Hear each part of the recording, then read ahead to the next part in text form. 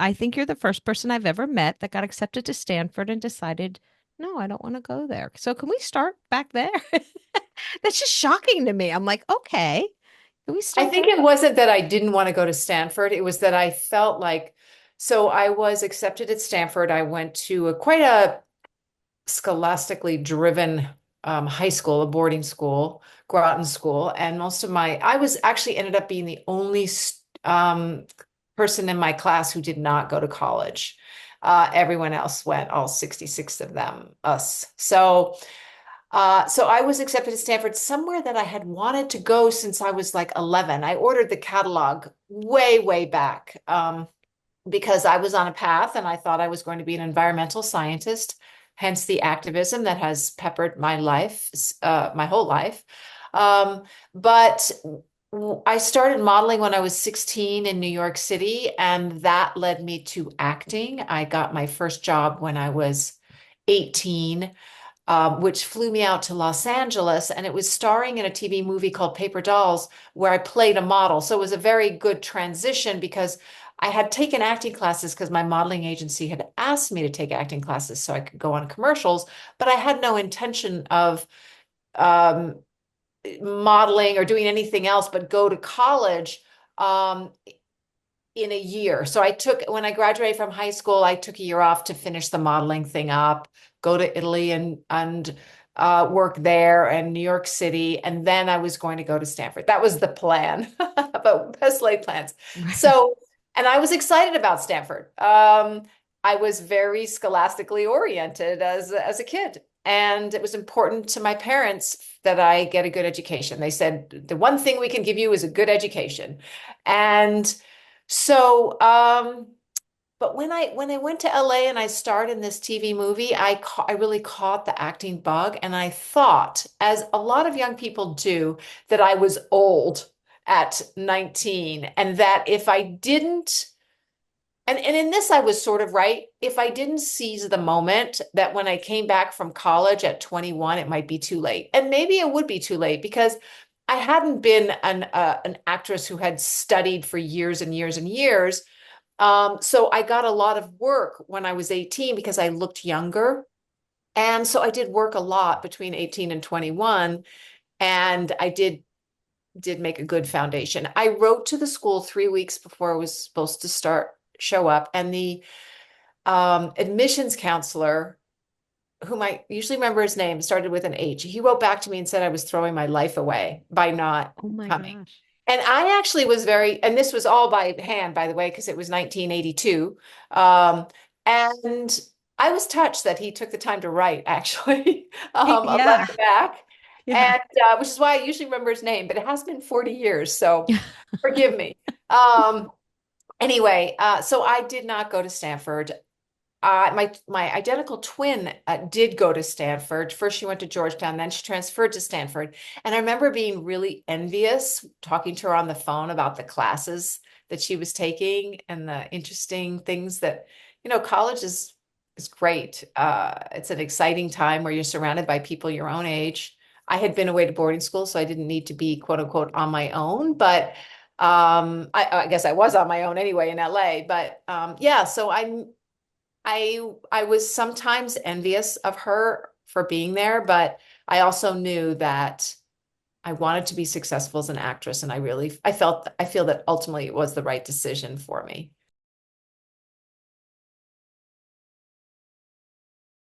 I read somewhere that someone said you were the one lifeguard on Baywatch that they thought could really save their lives. that they, but you were a lifeguard, weren't you? And you're an EMT or certified EMT. So, I was at the time, yes, I was a junior lifeguard and I was an emergency medical technician for 23 years. My sister, my twin, that twin who went to Stanford, she ended up becoming a firefighter at one of the first female firefighters in the San Francisco Fire Department. And she called me up one day and said, Alexandra, I think you want to get your EMT. We all have a hero complex, me and my brother and sister. We all want to save people. My brother is now a firefighter. So so Oh, I did. I took the course and recertified for another 22 years, and never used it, but I have saved people. I did save my boyfriend when I was 18 from choking, and I took a Red Cross, CPR class in high school. And then Wow. I have saved people in the ocean. So I am actually able to save people. Yes.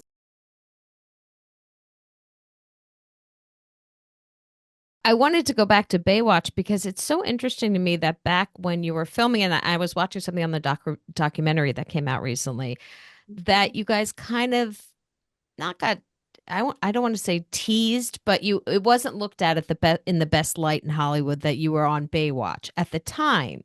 But now it wouldn't make any difference. Now it's still watched all over the world and a billion views back in the day. What was it like to be on Baywatch when the other actors were like, "Oh, Baywatch." You know what I mean? Like there wasn't that there was kind of a connotation of being, "Oh, it's Baywatch." Um, a billion viewers a week, by the way. Right. And it was hard to be sort of laughed at for being on that show. I did take it a little personally. I think a lot of fans, people don't know you, think that it's okay to insult your work because you're quote unquote famous and maybe rich and you've got it all. So it's okay if they can make a snarky remark about being on Baywatch. Um, but it did hurt my feelings. I think I used to get a little defensive about it, which probably wasn't the best way to go about it. But we were teased, and I think I love being on the show because I knew that it was an underdog, and who knew, and because it was a great experience. Just the people were great. Saving people was just right in my wheelhouse, and you get to go to the beach every day, and not have to wear high heels and lots of makeup. I mean, it was great. Um, but it wasn't easy to be laughed at by Hollywood. And I didn't get a lot of the, A-list opportunities that someone might have been on if they were on ER, for example, another television series that was on in the 90s. So, but you know what? I am so grateful because I had such a great experience. And now it's true. Now Baywatch has had a movie done about it. It had a spin-off. It went for 12 years if you include Baywatch Hawaii. It had several TV movie spin-offs. And it's played all over the world still on Pluto, and it's on Amazon. I mean, and now there's a documentary. I don't know any other television show that has had so much attention. And now you're right. It's been 35 years since I've been on the show, or 30 years at least. And people kind of think it's cool that I was on the show. Right, So right. you hang in there. It's kind of like the turtle, right? You hang Yeah, in there. when you said 30 years, I was like, "Oh my gosh, it has been. It has been. That's the 90s." To me, when you say 30 years, I'm thinking, "Oh, the 50s." No, that's Yeah, the right. 90s. Yeah, I and get it. the red bathing suit. I cannot think of another show where you look at one clothing Right. item and you think you know exactly what that is. I Oh, mean, that's interesting. Yes, you're so yeah, right. yeah. Uh, I learned certainly at least one very important life lesson from being on that show. So I was cast and I am built very athletic. I have a size less than an A cup. I am very straight. I have not big hips. I'm tall and I'm slender. I did not fit at all the Baywatch mold. And I went on that show the first year and I had hair about my length right now. And the second year, I think I realized, you know what? I can't be what they want me to be, which is this sexy thing. That's just not me. And so I cut my hair and I started lifting weights and I got more athletic looking and differentiated myself from the other women by being more myself. And it was such a huge lesson because what it does is that a lot of people would get a lot of the blonde women confused, but they never confused me. I was always actually, even though it was probably only, maybe 2/3 of the time on the show did I have short hair, they always say, oh, the woman with short hair. Yeah, I know who she is, or the woman with not a boob job, and so being myself was it taught me like, wow, I can be myself and it works out. I don't have to be what people want me to be, especially when I'm not going to be as good at it. I mean, you could give me breast implants and long blonde hair, and I would never be able to have that kind of sexuality that they wanted me to have. My sexuality and sensuality is completely different. And I just really grew up sort of honoring that and being authentic. And it was also part of actually my journey of getting over an eating disorder, was becoming more authentically myself.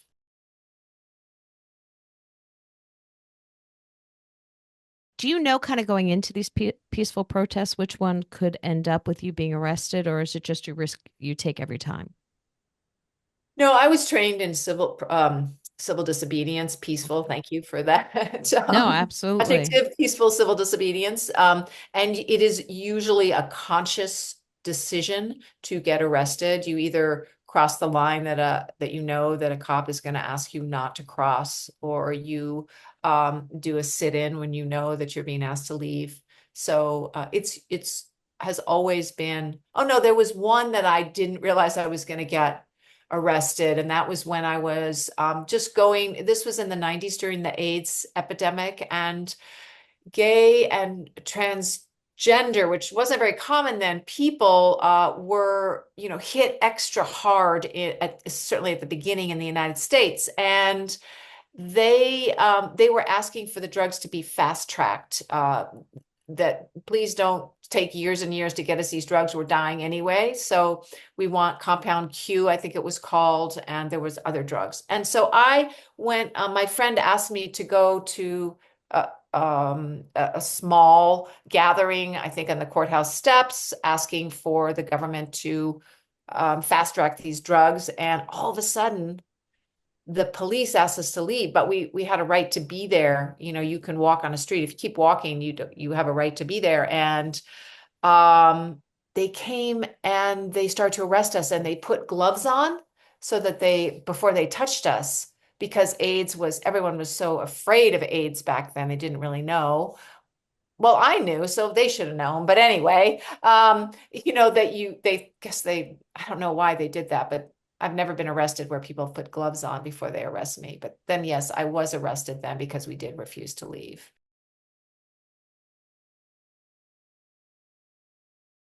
In peacefully protesting, what is the hope that will, obviously it's not going to solve the solution, it's not going to be a solution instantaneously, but what is the hope in doing so, that you will be a step closer to opening a conversation? To what is what is your reasoning for doing it? It depends on the situation. A lot of times it brings more media attention to an issue, because you're taking a step that a lot of people wouldn't take. So, and just by bringing media attention, you also show people, like I protested the Iraq War before it started, and on the first day that we bombed. And most of my friends were for the Iraq War. Most of America was for the Iraq War, because the lie that was being told was that Saddam Hussein was the one behind the bombings on 9/11.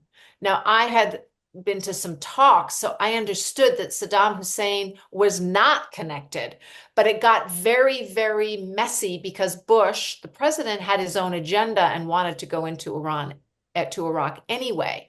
So I was protesting the bombing of Iraq because I knew, and I was later found to be correct, but most people didn't know that Saddam Hussein had nothing to do with it. So just being able to, just other people seeing that, oh, people are getting arrested and protesting the war, makes them think, oh, maybe I don't have to just follow the line that I hear. So it just shows that there's other people that might not agree with the general consensus.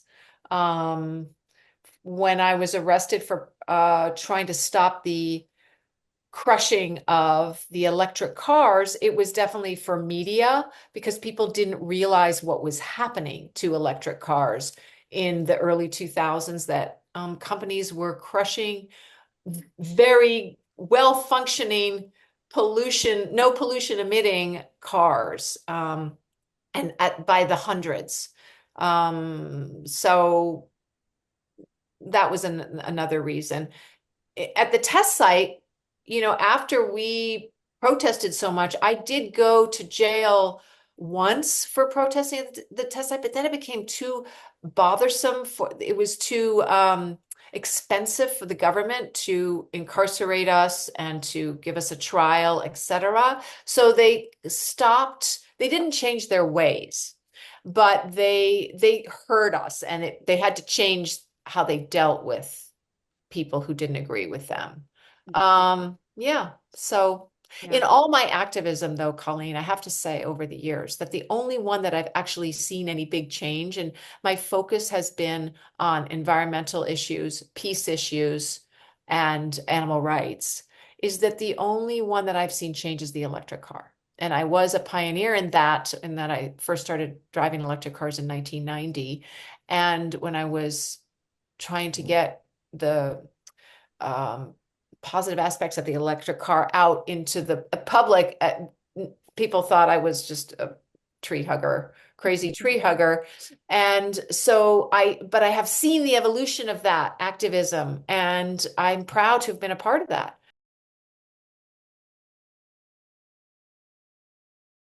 I want to say that you don't have to get arrested. You don't have to be in the streets. There's so many ways to be an activist: by writing letters. I just wrote 2 letters today to my senators, by donating money, by, helping raise money. There's so many ways of being an activist, and you don't even have to be an adversarial activist against something. You can be, I now walk dogs at my local shelter for 4 hours a week. I mean, there's things that you can do that just help your own backyard, which is super important.